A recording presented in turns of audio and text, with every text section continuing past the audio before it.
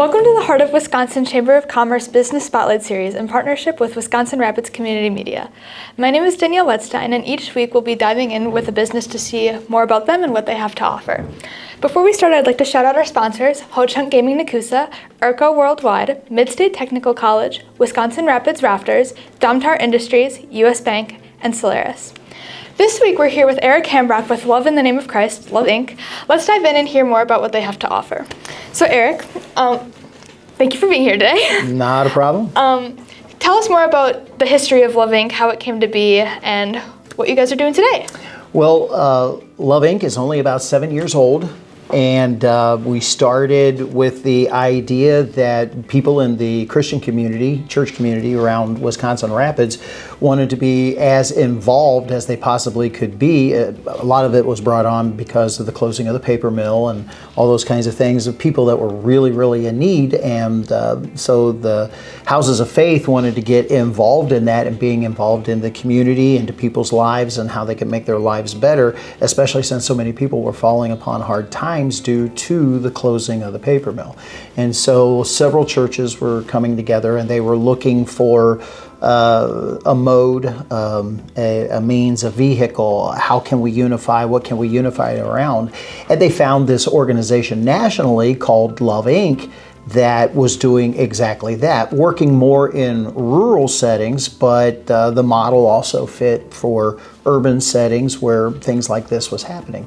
So they got involved with the affiliate about 7 years ago. The original executive director was a driving force behind that, Danita Carlson, and got some other folks together, Paul Leapair, who is still with us, but on a very limited basis. He works with our bookkeeping and so forth, and brought several different churches together to say, how can we help our neighborhood, our neighbors, in effect. And so that's part of our elevator speech. We're an organization that brings our neighbors who are in need together with churches so that we can offer them a hand up, but not a handout. And that is the most crucial part of what we do. That's amazing. Clearly, you guys have had a really big impact on our community. So I have one last question for you. All right. What is one piece of advice that you would give to an up-and-coming leader?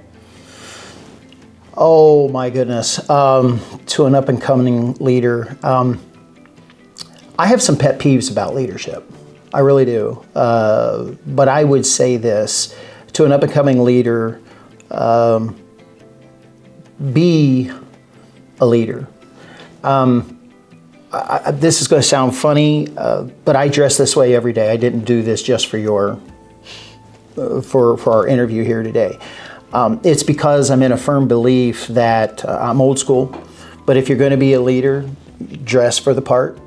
If you're going to be a leader, this helps me to think that people are out there and that they see you, and in everything you do, you're a leader. It's not just in the organization that you're in, but in the entire community, and that's the respect that leadership in the community will gain.